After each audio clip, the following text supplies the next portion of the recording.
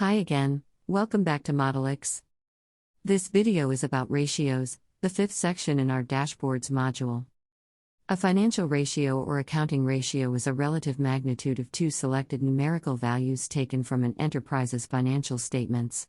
Often used in accounting, there are many standard ratios used to try to evaluate the overall financial condition of a corporation or other organization. Here, Modeliks shows you 20 of the most relevant financial ratios that you should be tracking within your business. Compare actual versus plan versus previous period's performance on key profitability, liquidity, leverage, and efficiency ratios. Choose the time period for which you want to see the ratios in the upper banner, and Modeliks takes care of the rest automatically.